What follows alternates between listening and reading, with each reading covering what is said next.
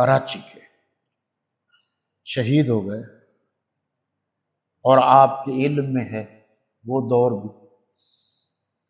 تو انہوں نے تفسیر جو 4 جلدیں میرے پاس پہنچی ہیں، مفت میں نہیں، کبھی بہت سارے لوگ خیال کرتے ہیں ہر چیز مفت میں ملتی ہے، کچھ بھی نہیں ملتا۔ تسہیل البیان فی تفسیر القرآن، ان میں انہوں نے یہ بات بہت اچھی لکھی ہے کہ یونان کے قدیم جو دور تھا اس میں عورت کو شیطان کی بیٹی اور نجاست کا مجسمہ سمجھا جاتا تھا۔ جو دعوے دار ہیں نا کہ ہم عورتوں کے حقوق کے پاسدار ہیں، پاسداران زنان ہیں،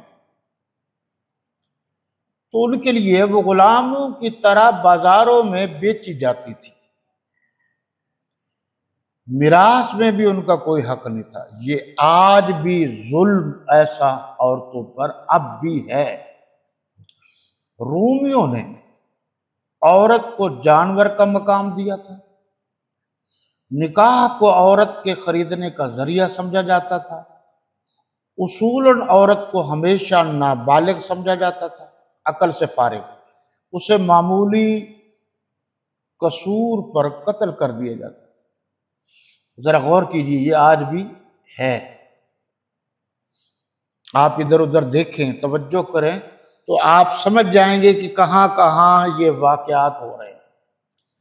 اہل عرب جاہلیت کے دور میں لڑکیوں کو زندہ درگور کر دیتے تھے، یہ آج بھی ہے، آج بھی ہے کہ جو لوگ بغیر تحقیق کے اپنی بیٹیوں کو وہاں بھیج دیتے ہیں، شادی کر دیتے ہیں، جو صرف جائیداد کو دیکھتے ہیں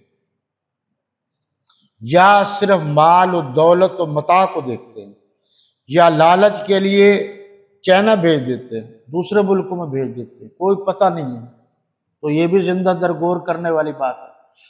ان کی کفالت کو ایک بوجھ سمجھا جاتا تھا۔ آج بھی آنکھیں کھلی رکھیں، علماء کرام نہیں دیکھتے، اس لیے تو ساری تکلیفیں آ رہی ہیں کہ دنیا میں ایسی جگہ بھی ہے جہاں آج بھی عورت کو مرد سے پہلے، اگر مرد رات کے 12 بجے تک نہیں آتا تو اس وقت تک اس کو کھانا کھانے کی اجازت بھی نہیں ہے۔ راجستھان اور ایسے علاقوں میں یہ رسم اب تک بھی ہے۔ ان کی خرید و فروخت ہوتی ہے، ان کو رہن اور ضمانت کے طور پر رکھا جاتا ہے، یہ اب بھی ہے۔ یہودیوں کے ہاں اس بات پر ہمیشہ لڑائی رہی کہ عورت انسان بھی ہے یا نہیں۔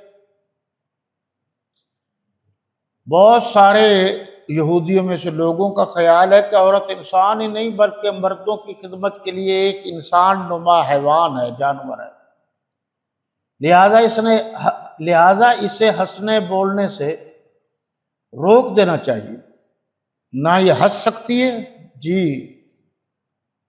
نہ کسی کام سے ہمیں روک سکتی ہے، یہ شیطان کی ترجمان ہے۔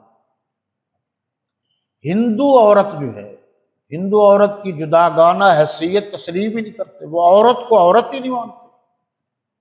شوہر مر جائے تو قابل فخر وہ عورت ہے جو شوہر کی چتا پر زندہ جل کر مر جائے، یہ ان کے لیے باعث فخر ہے۔ عیسائیوں کے ہاں عورت کی جو قدر و قیمت تھی اس کا اندازہ اس بات سے لگایا جا سکتا ہے کہ 582 عیسوی میں کلیسا کی ایک مجلس نے فتویٰ دیا تھا کہ عورتیں روح نہیں رکھتی، ان میں صرف باڈی ہی باڈی ہے، روح ہے ہی۔ اب حضور صلی اللہ علیہ وسلم نبی یہ ساری باتیں آپ نے سن لی، حضور اکرم صلی اللہ علیہ وسلم نے فرمایا مجھے تمہاری دنیا میں خوشبو اور عورتیں پسند ہیں، اور میری آنکھوں کی ٹھنڈک نماز ہے، اور جنت ماں کے قدموں کے نیچے ہے۔ جو لوگ یہ کہتے ہیں کہ ہم عورتوں کے حقوق کے پاسداران ہیں، وہ یہ کہہ رہے ہیں اور اللہ کے نبی صلی اللہ علیہ وسلم یہ فرما رہے ہیں۔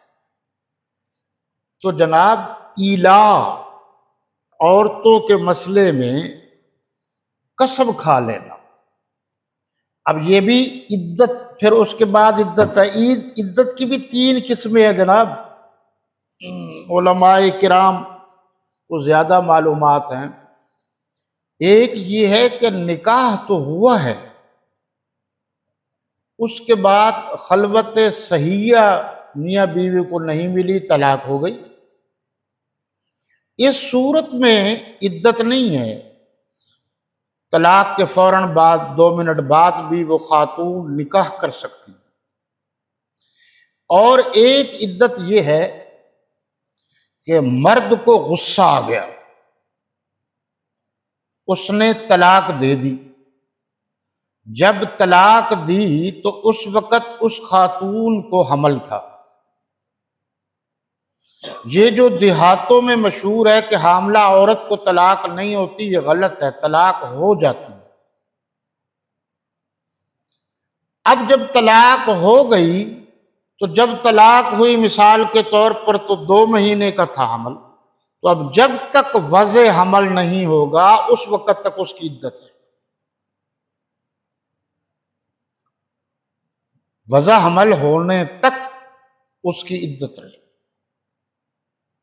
اور عام حالات میں جو طلاق دی جاتی ہے، طلاق مغلظہ کی بات کر رہا ہوں، طلاق رجعی، طلاق بائنہ اور طلاق مغلظہ، یعنی پوری 3 طلاقیں دے دی، اس کے بعد جو ہے وہ زیادہ تر 90 دن ہے، 3 حیض، 3 مہینے، اور 3 مہینے میں پتہ چل جائے کہ اس کو حمل ہے یا نہیں، اس کے بعد اس کی عدت پوری ہو گئی۔ طلاق دینے کا شرعی طریقہ کیا ہے؟ امیر المومنین سیدنا فاروق اعظم مولائے عمر، امام حضرت عمر فاروق رضی اللہ تعالی عنہ نے اپنے دور اقدس میں یہ فرمایا کہ فقہ میں بھی لکھا ہے کہ طہر میں ہوش و حواس سے 1 طلاق دی جائے۔ یہ جو بندوق کی طرح چلائی جاتی ہے طلاق طلاق طلاق، شرعی قانون نافذ ہو تو پہلے مرد کو سزا ملے گی کہ اس طرح طلاق تم نے کیوں دی، یہ شرعی طریقہ نہیں ہے، ہوش و حواس نہیں رہتے۔ پھر فرمایا دوسرے مہینے طلاق دے طہر میں، پھر تیسرے مہینے طلاق دے طہر میں، یعنی جب وہ پاک ہو، حیض و نفاس کی مدت کے علاوہ۔ اب ذرا آپ غور فرمائیں گے کہ 3 مرتبہ اب اس نے طلاق دی تو 3 مہینے بھی گزر گئے، ان میں اتنا وقفہ مل گیا کہ مرد چاہتا یا عورت چاہتی تو بارہا سوچ سکتے تھے، رجوع کر سکتے تھے۔ پھر آگے فقہی مسائل ہیں کہ پہلی طلاق کے بعد اسے طلاق رجعی کہتے ہیں، اس کے بعد اس مدت کے دوران وہ رجوع کر سکتا ہے، کوئی معاملہ نہیں۔ اور اگر اس نے 2 دفعہ طلاق دی اور واقع دی ہے تو اس کے بعد وہ صرف نکاح کرے گا، اور اگر 3 طلاقیں دے دی تو وہ بالکل فارغ ہو گئی ہے بیوی، پھر وہ عدت کے بعد دوسری جگہ جا سکتی ہے۔ مرد جو ہے اب اس کو اپنے پاس نہیں رکھ سکتا۔ ہاں، یہاں یہ مسئلہ بھی قابل غور ہے کہ بہت سارے لا علم لوگ یہ کہتے ہیں کہ جیسے طلاق دیے بھاگ جائے تو جو عدت کے اوقات ہیں اس کا خرچہ مرد کے ذمہ ہے اور وہ اس گھر رہ سکتی ہے۔ یہ بھی ذرا فقہا کی طرف رجوع کیجئے نا، مسائل بڑے گمبھیر ہیں۔ اچھا، اگر کوئی مزید مسئلہ ہو تو وہ پوچھا جا سکتا ہے۔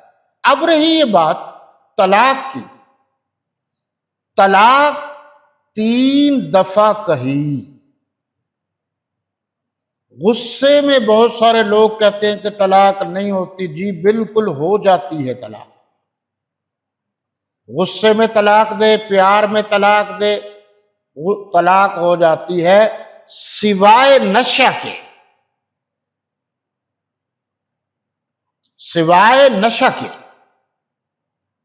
اگر وہ نشے کی حالت میں ہے اور میڈیکلی طور پر، وہ دماغی طور پر وہ درست نہیں ہے، اپنی جگہ پر اس کا دماغ نہیں ہے، یعنی نشے میں ہے، اس پر عام طور پر لوگوں کو جھوٹ بولنے کے لیے یہ کہہ دیا جاتا ہے کہ جی ہم نے طلاق دی تو ہم نشے میں تھے۔ جی اس طرح نہیں بات بنے گی، اب اس کا میڈیکل بنے گا